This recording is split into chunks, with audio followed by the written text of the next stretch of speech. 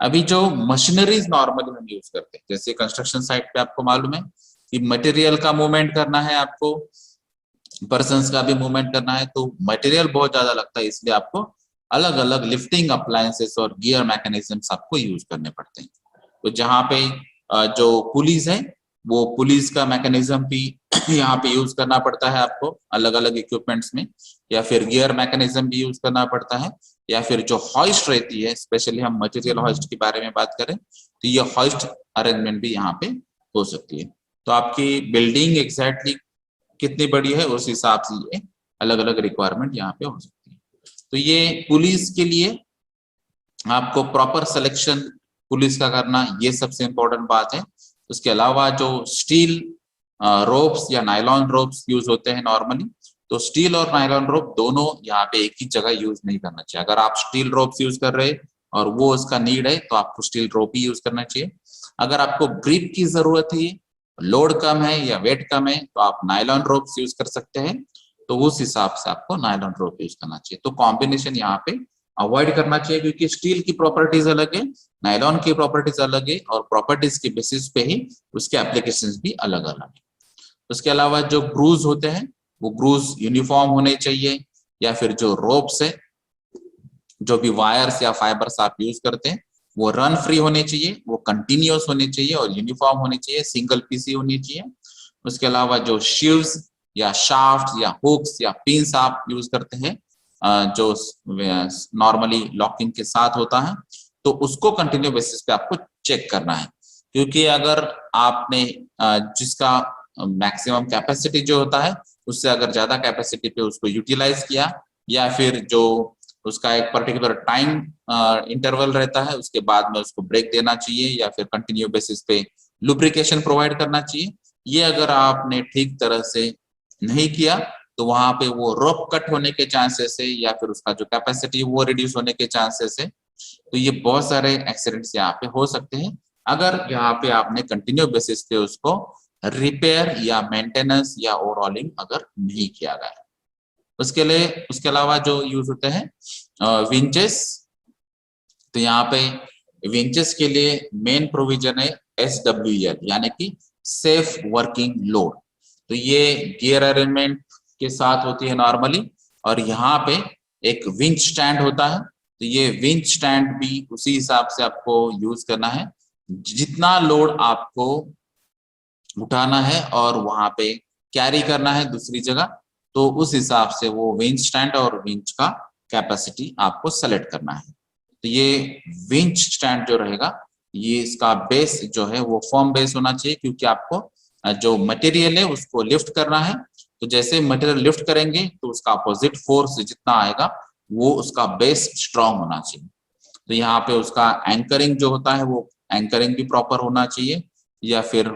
जो अगर आप कंटिन्यू बेसिस पे उसी जगह मटेरियल कैरिंग करना है और उसको मूवमेंट करना है तो ये फिक्स भी कर सकते हैं आप। तो यहाँ पे जब तक वो प्रोजेक्ट साइट चलेगा वहां तक भी आप ये पर्टिकुलर टाइम इंटरवल अगर ज्यादा होता है तो ये एंकरिंग की जगह आप उसको फिक्स भी कर सकते हैं, कॉन्क्रीट बेस भी यूज कर सकते हैं। अगर आपका टाइम इंटरवल कम है तो यहाँ पे आप एंकर बोल्ट यूज कर सकते हैं, जिसकी वजह से इसको स्ट्रेंथ मिलेगी, और फिर जो भी आपका लोड कैरी करना है तो ये विंच कैरी कर सकता है। तो इसमें जो भी ब्रेक्स है या फिर रैचेट अरेंजमेंट है, गियर एंड पिनियन अरेंजमेंट है, मैशिंग अरेंजमेंट है, वायर रोप अरेंजमेंट है, क्लैंपिंग अरेंजमेंट है, ये हर अरेंजमेंट को आपको कंटिन्यूअस बेसिस पे सुपरवाइज करना है, ऑब्जर्व करना है, और जहां पर उसका रिपेयर या मेंटेनेंस की जरूरत होगी वो आपको वर्कआउट करना है। तो इसकी वजह से आपके जो एक्सीडेंट होने के चांसेस है या फिर जो रोप कट होने के चांसेस है वो सभी जो हजार्ड से वो आप मिनिमाइज कर सकते हैं। उसके अलावा जो आप मटेरियल हॉइस्ट यूज करते हैं तो ये हॉइस्ट के लिए भी कुछ स्टैंडर्ड्स में गाइडलाइंस दी गई है, जैसे ओशा में भी दिया है, या फिर अगर आपको फैक्ट्री एक्ट यूज करना है तो फैक्ट्री एक्ट में भी सेक्शन 28 में भी इसके कुछ गाइडलाइंस दी है। तो मेनली जब आप ये हाइट पे या टावर्स के लिए आप यूज करते हैं तो ये हॉइस्ट में पर्टिकुलर इरेक्शनिंग का जो प्रोसेस है वो आपको फॉलो करना चाहिए। उसके लिए जो फाउंडेशन है उसका स्ट्रेंथ अच्छा होना चाहिए, उसके लिए जो ब्रेसेस है वो सिक्योरली आपको इंस्टॉल करने चाहिए। जो गाइड और एंकरिंग की जो प्रोविजंस है वो प्रोविजंस भी आपको ठीक तरह से देखना चाहिए। यानी कि जो भी इसका लोडिंग और अनलोडिंग का कैपेसिटी है या फिर जो पर्टिकुलर हाइट पे उसको कैरी करने का कैपेसिटी है और उसके जो गाइडर्स है या फिर जो फेंसिंग है, रेलिंग अरेंजमेंट है, ये लिफ्टिंग अरेंजमेंट है, ये सभी मटेरियल्स को आपको पहले चेक करना चाहिए और उसके बाद में ही उसकी कैपेसिटी डिसाइड करना चाहिए। उसके अलावा यहाँ पे लैडर्स भी यूज होते हैं, तो यहाँ पे वो लैडर्स को बॉटम टू टॉप एक्सटेंड करना चाहिए और उसको लॉकिंग अरेंजमेंट चाहिए, उसके बाद में ही आपको लैडर्स यूज करना चाहिए। उसके अलावा जो हॉइस्ट शाफ्ट यूज होते हैं वो इनक्लोज होने चाहिए, ये कंपलसरी है, क्योंकि यहाँ पे मटेरियल की मूवमेंट यहाँ पे होने के चांसेस है। जैसे कि अगर कुछ गियर मैकेनिज्म या पुलिस की वजह से कहीं पे जर्क होता है, तो अगर जर्क बैठता है तो यहाँ पे सडनली वो मटेरियल एक हाइट से गिर सकता है। तो इसके लिए आपको ये जो हॉइस्ट शाफ्ट जो है वो भी इनक्लोज होना चाहिए, क्योंकि यहाँ पे कुछ ना कुछ मूवमेंट हो सकती है। जो भी रिजिड पैनल्स है या फिर जो फेंसिंग है, तो जहां पर भी आपको ये रिक्वायरमेंट होगी, ये सभी प्लेटफॉर्म पे आपको ये काम करना है। तो यहाँ पे मूविंग मशीनरीज होंगी, यहाँ पे आपको गार्डिंग प्रोवाइड करना है। अगर हॉइस्ट के थ्रू आपको मटेरियल कन्वे करना है तो उसको भी फेंसिंग प्रोवाइड करना चाहिए या फिर उसको भी एनक्लोज करना चाहिए। तो ये बेसिक रिक्वायरमेंट है जहाँ पे मशीनरीज यूज होती है, पुलिस, विंचेस और हॉइस्ट।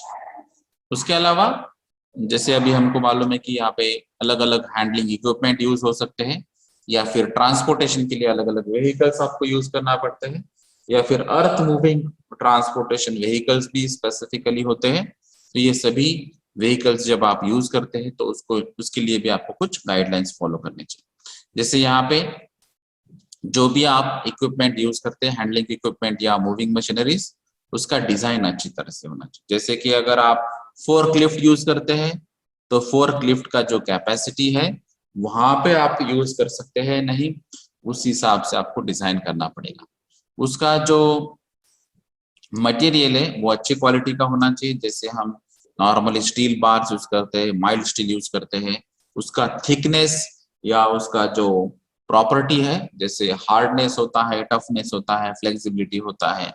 या फिर उस पे जो एंटी करोसिव पेंटिंग अरेंजमेंट होती है, ये सभी बातों पे आपको ध्यान रखना है। क्योंकि अगर करोजन भी इश्यू होता है तो उसकी वजह से उसका स्ट्रेंथ रिड्यूस होगा, थिकनेस रिड्यूस होगा, जिसकी वजह से जो बेसिक डिजाइन होता है वो डिजाइन का कैपेसिटी चेंज हो जाएगा। उसके अलावा जो वर्किंग अगर आप देखेंगे उसका, तो ये गुड वर्किंग में होना चाहिए। तो यहाँ पे आपको रिपेयर और मेंटेनेंस का भी ध्यान में रखना है जब भी आप ये व्हीकल्स या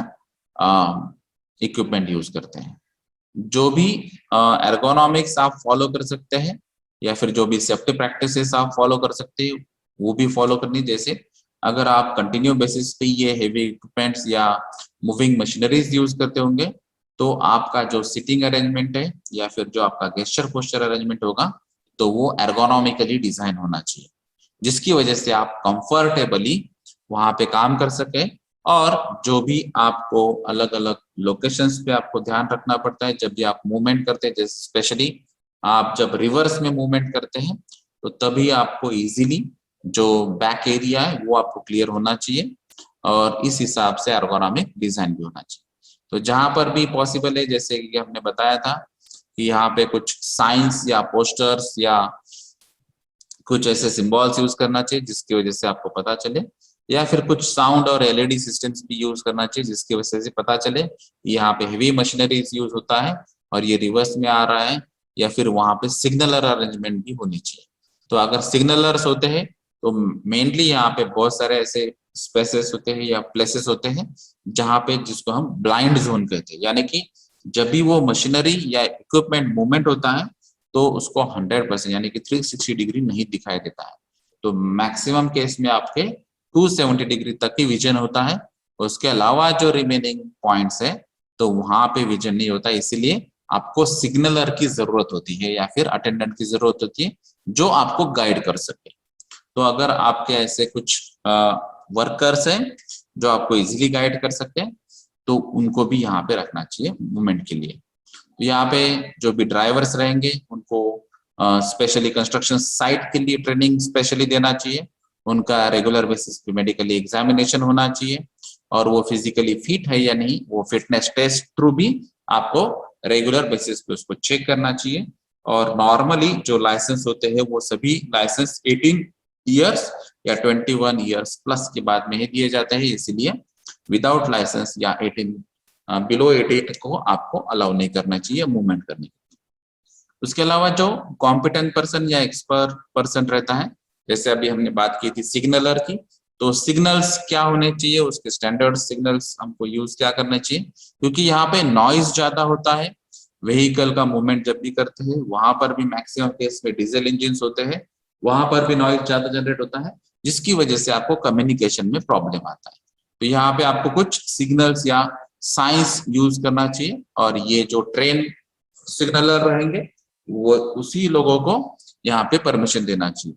तो ये ड्राइवर्स को और सिग्नलर्स को अगर परफेक्ट सिग्नल्स मालूम होंगे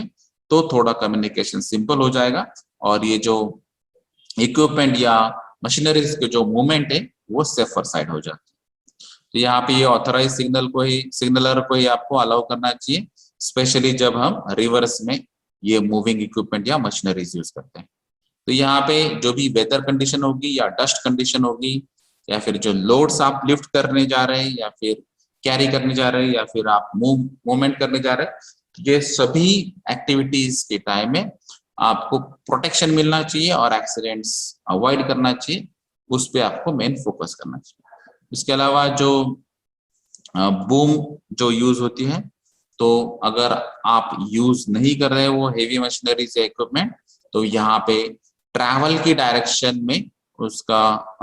जो बूम है वो रखना चाहिए, या फिर स्कूप रखना चाहिए, या फिर जो शॉवेल्स और बकेट्स अरेंजमेंट होती है वो एक पर्टिकुलर हाइट पे रेज करना चाहिए विदाउट लोड, और उसके बाद में उसको रखना है। तो जब भी आपको यूज नहीं करना है तो उसके लिए भी प्रॉपर गाइडलाइंस है, और उसी हिसाब से आपको वो फॉलो करना है। यहाँ पे जब भी आप पार्किंग करते हैं ये हेवी मशीनरीज या इक्विपमेंट्स, तो उनके लिए सेफ पार्किंग होनी चाहिए, क्योंकि बहुत सारी जगह वहां पे अगर लाइट्स अरेंजमेंट नहीं होगी या फिर आपका जो भी इक्विपमेंट है वो ब्लैक कलर का होगा या डार्क कलर का होगा, और इनसफिशिएंट लाइट में अगर वो दिखाई नहीं देता है, तो उसकी वजह से भी मेजर एक्सीडेंट होने के चांसेस होते हैं। और ऑलरेडी ऐसे बहुत सारे एक्सीडेंट्स बताते हैं कि जहां पर फैटलिटीज हो चुकी हैं। तो यहाँ पे जो भी